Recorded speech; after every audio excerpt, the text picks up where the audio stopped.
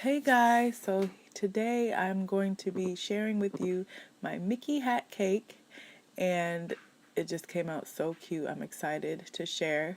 So here I have some peppermint chocolate ganache, and I'm putting on my cake board. My cake board got a little bit of fondant and stuff on it, so it's not like dirty or anything. There's fondant on it because I put some of the fondant pieces on there. So here I'm just spreading the ganache all over the cake. There's some clumps in it, and I just kind of get that out. I used this as a filling in another cake the day before, and I had a bunch left over. So I'm just getting those chunks out. I'm gonna smooth it around. I have a small offset spatula, and I'm just gonna smooth it all the way around and cover it up. You could also cut the cake in half and put it in the middle and fill it in. I didn't do that here. And this is a 6-inch ball pan, and I've only used 1/2 here. So I'm just smoothing it. I really like this little spatula. I've used it on big cakes too, but it's just not as huge, and you can have a little bit more control over it. So I'm just going to make sure I smooth it all around nice and smooth. It's going to be completely covered with fondant, but fondant does show a lot of the flaws, so you want to just do your best. But it also is a hat, so those Santa hats, they have a lot of texture to them, so it's okay too. And so here I have a smoother, and this is by Innovative Sugar Works. I really like it. It comes in a set of 4, I think, or 6. It's 6, and you just smooth nice round surfaces like this. It's good for flat ones too. And so it does a really awesome job, as you can see, because it's kind of hard to get, smooth something that's shaped like this. And so I have it there, and I'm just scraping it off. After each time you put the smoother over, you want to scrape everything off. Just that keeps it from getting all lumpy again.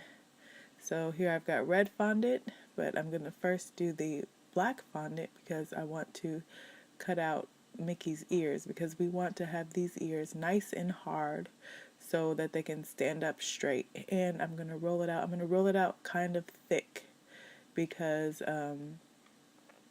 Mickey, we don't want it too thin. We don't want it to snap when it's hard.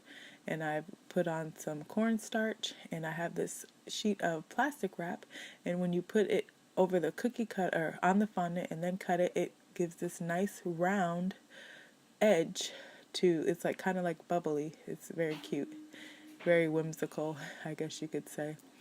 And I'm just gonna put those to the side a little later, but I wanted to do those first just to make sure they're nice and hard while I did the rest of the cake.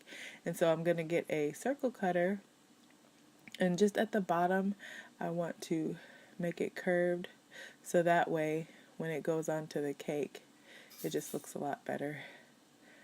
You could also leave it whole, and you have to make sure it's very hard, and then you can just cut a little slit in the cake and then stick it in there.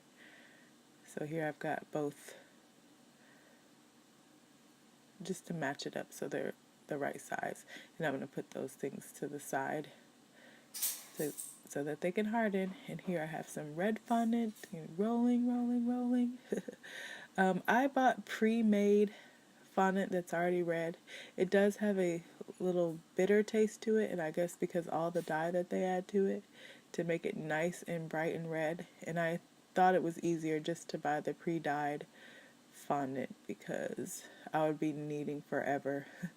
And I just had those little packets as you saw earlier, and it's good for like small projects like this.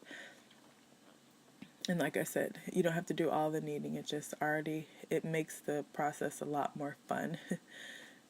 And so you're gonna have to buy a fondant anyway. So I'm gonna roll it out.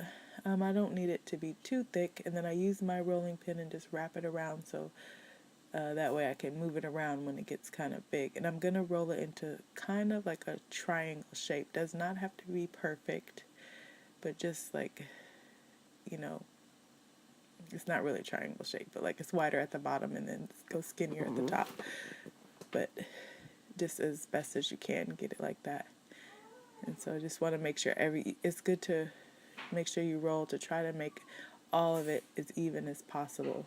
There's also washers that you can put on the side so you're sure that it will be nice and even. So I'm going to use my rolling pin again to pick up my fondant.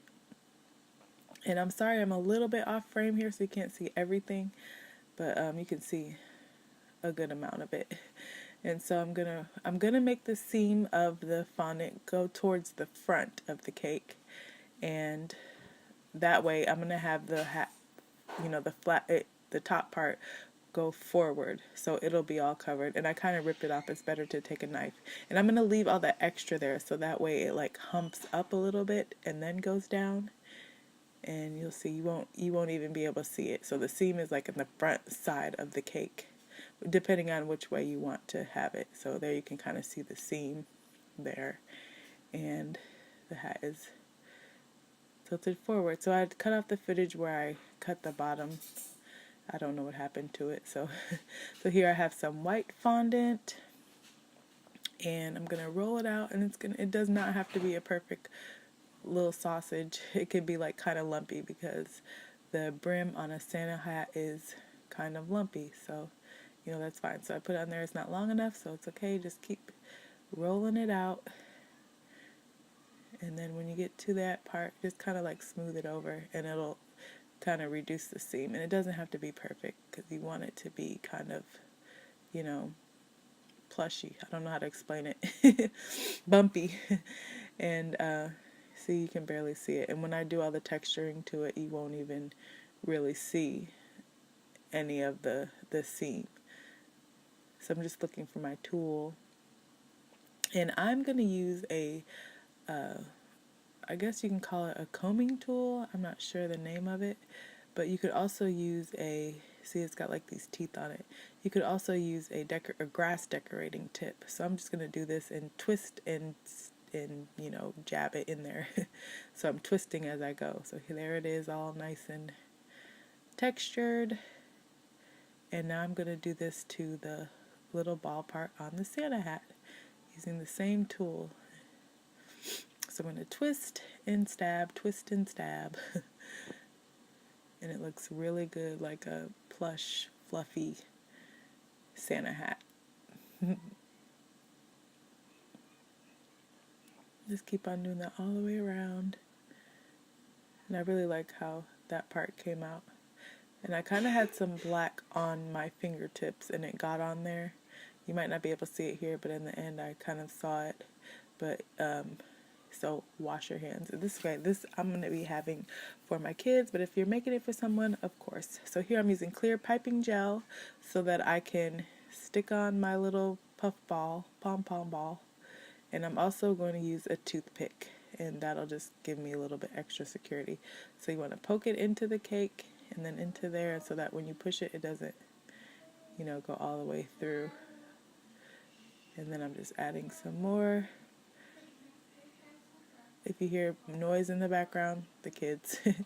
So I'm just going to poke it more, and so that I can have nice texture. It looks so cute. I'm so excited how it came out. I just love it. So here I have my ears, and what I did for the video is I put them in the freezer, but it's best to let them harden. You could probably just do it all gum paste.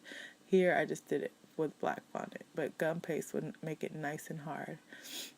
And I kind of stick it in there, and I have to play with it a little bit to get it in there nice. But oh my goodness, you guys, I was so excited with this cake. It's so cute. I'm just loving it. And there's my little helper over there, Jackson. So look at it, how cute. I just love it, you guys. I'm so excited the way it came out. You could also put a little glitter dust on the white part if you want. And you could also make a mini bow for Minnie Mouse and put it on there. That would be cute. So here's my cake, and you can see the little fingerprint. That's okay. Thanks for watching.